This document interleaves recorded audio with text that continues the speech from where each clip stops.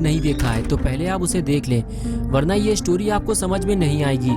पिछली वीडियो में आपने देखा था कि गुल्ली शॉन को लेकर जैसे ही नीचे आता है तभी उसे दरवाजा खुलने की आवाज लगती है और वो वहीं रुक जाता है। लेकिन गुल्ली ये नहीं जानता कि ग्रैंडपा भी उसी की तरफ आने वाले हैं और आखिर कुछ देर बाद गुल्ली पकड़ा जाता है।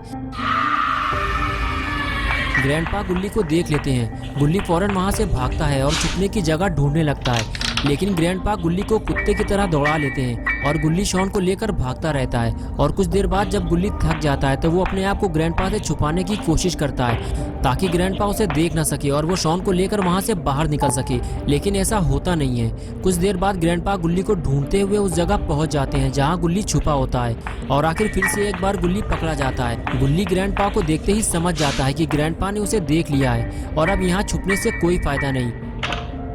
गुल्ली फौरन वहां से भागता है और सीधे घर से बाहर निकलने की कोशिश करता है, लेकिन तभी अचानक से वहां ग्रैनी आ जाती है और गुल्ली को देखते ही उस पर हमला कर देती है। और अब आगे की स्टोरी देखते हैं। गुल्ली गाड़ी के पास खड़े खड़े यही सोच रहा होता है कि गुल्ली को अब तक वापस आ जाना चाहिए था। उसे यहाँ से गए हुए काफी देर हो चुकी है, मुझे अब जाकर देखना होगा। गुल्ली ने बुल्ली से कहा था कि अगर मैं आधे घंटे तक वापस ना आऊं तो समझ लेना कि मेरे साथ कुछ गड़बड़ हुई है, लेकिन अभी आधा घंटा नहीं हुआ है, इसलिए बुल्ली इतना सीरियस नहीं है। लेकिन वो ग्रैनी के घर जाना चाहता है ये देखने के लिए कि गुल्ली को कुछ हुआ तो नहीं है। लेकिन बुल्ली जैसे ही थोड़ा और आगे बढ़ता है तो वो देखता है कि ग्रैनी के घर का दरवाजा खुला हुआ है। ग्रैनी और ग्रैंडपा सामने ही खड़े हुए हैं और वो जोर जोर से बातें कर रहे हैं। बुल्ली को लगता है कि ग्रैनी का बर्थडे होने जा रहा है, इसी वजह से चिल्ली पुकार मची हुई है। लेकिन कुछ ही देर बाद बुल्ली को समझ में आ जाता है कि अंदर कुछ गड़बड़ है, कहीं गुल्ली पकड़ा तो नहीं गया, पास जाकर देखना होगा। और फिर बुल्ली धीरे धीरे घर की तरफ आगे बढ़ता है।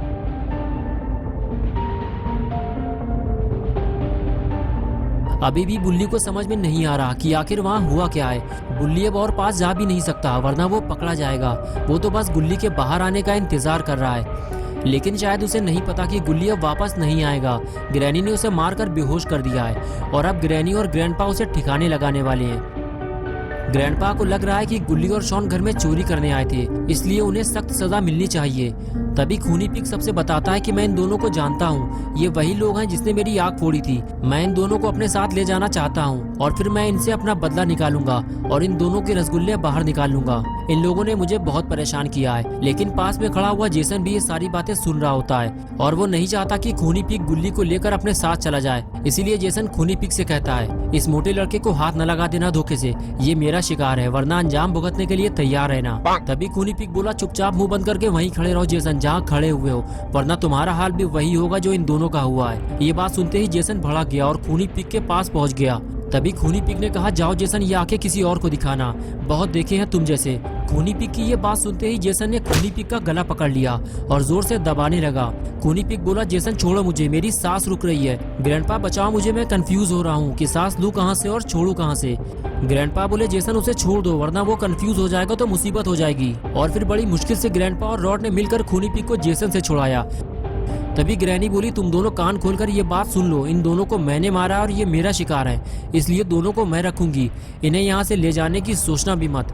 और फिर ग्रैनी ने इविल नन से कहा, नन तुम इन दोनों को बेसमेंट में ले जाकर डाल दो और इन पर नजर रखना, ये वहाँ से गायब ना होने पाए। और फिर इविल नन गुल्ली को खींचते हुए बेसमेंट में ले जाने लगी और सारे लोग खड़े होकर ये नजारा देखते रहे। जेसन और पिग की लड़ाई की वजह से दोनों को कुछ नहीं मिला।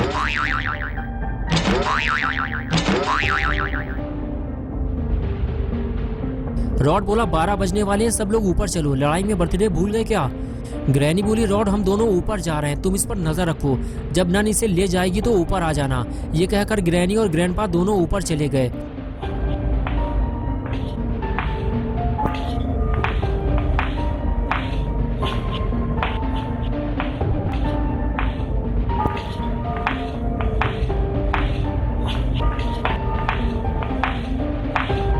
ग्रैनी और ग्रैंडपा जैसे ही ऊपर वाले रूम में पहुंचे, दोनों का दिमाग खराब हो गया। ग्रैनी बोली, ये मेरा केक बीच में से कौन खा गया? इसे तो मैं ऊपर रख कर गई थी, इसे नीचे किसने रखा? मेरा सारा केक खराब कर दिया। ग्रैंडपा बोले, जिसने भी ये काम किया है मैं उसे छोड़ूंगा नहीं, तुम बताओ तुम्हें किस पर शक है?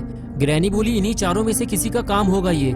ग्रैनी और ग्रैंडपा बातें कर ही रहे थे कि तभी तीनों लोग ऊपर आ गए। तभी ग्रैनी बोली, सच सच बताओ तुम में से किसने ये केक खाया है, वरना खोपड़ी तोड़ दूंगी तुम्हारी। ग्रैनी की बात सुनते ही रॉड बोला, ग्रैनी मैंने केक नहीं खाया, मैं तो नीचे था। तभी जेसन ने अपना हाथ ऊपर उठाते हुए कहा, मैं जानता हूँ उसे, अगर ग्रैंडपा इजाजत दे तो मैं बता सकता हूँ उसका नाम। तभी ग्रैंडपा बोले, बताओ जेसन कौन है वो। और तभी जेसन ने खूनी पिग की तरफ इशारा करते हुए कहा, ये है वो पापी पिग। पिग बोला, ग्रैंडपा मैंने केक नहीं खाया, जेसन झूठ बोल रहा है, ये मुझे फंसाने की कोशिश कर रहा है। तभी रॉड बोला, अरे घड़ी देखो 12 बज गए, अड्डे बड्डे शुरू करो। और फिर रॉड ने केक उठाकर मेज पर रख दिया और बाकी सारे लोग ग्रैनी को घेर बटोर कर खड़े हो गए और शुरू हो गई बर्थडे पार्टी।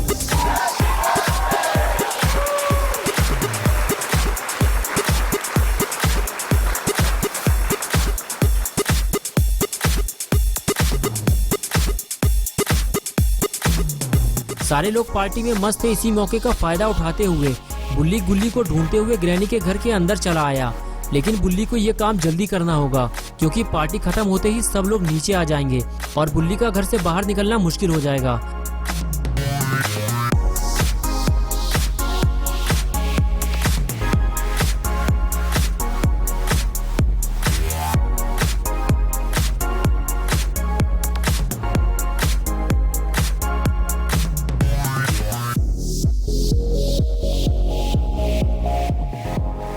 ऊपर आने के बाद जब बुल्ली रूम में झांकता है तो उसे सामने रॉड खड़ा हुआ दिखाई देता है, लेकिन रॉड किसी और तरफ देख रहा होता है।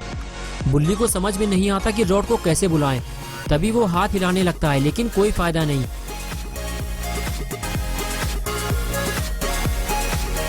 लेकिन कुछ देर बाद रॉड बुल्ली को देख लेता है। बुल्ली रॉड को पास आने का इशारा करता है और रॉड बुल्ली के पास जाने लगता है। रॉड बुल्ली के पास जाकर कहता है, तुम यहाँ क्या कर रहे हो बुल्ली? अभी थोड़ी देर पहले गुल्ली और शॉन पकड़े गए हैं। बुल्ली कहता है, क्या गुल्ली पकड़ गया और तुमने उसकी कोई मदद भी नहीं की? तभी रॉड कहता है, बुल्ली नीचे चलो, हम यहाँ बात नहीं कर सकते, खूनी पिग मुझे देख रहा है। ये कहकर दोनों नीचे चले गए। लेकिन खूनी पिग का ध्यान लगा हुआ है कि रॉड किससे बातें कर रहा है और वो फौरन रूम के बाहर निकल कर देखता है। जिसका डर था आखिर वही हुआ। खूनी पिग ने रॉड के साथ बुल्ली को देख लिया है और ये देखते ही खूनी पिग ने अंदर जाकर सबको ये बात बता दी। तो दोस्तों क्या होगा बुल्ली और रॉड का? क्या गुल्ली और शॉन इस घर से बाहर निकल पाएंगे या फिर बुल्ली और रॉड भी अब फंस जाएंगे? ये हम देखेंगे पार्ट 4 में 21 को इसी चैनल पे। तो दोस्तों अगर आप पार्ट 4 देखना चाहते हैं तो इस वीडियो को लाइक करें, चैनल को सब्सक्राइब करना और बेल आइकन प्रेस करके ऑल नोटिफिकेशन ऑन करना ना भूलें।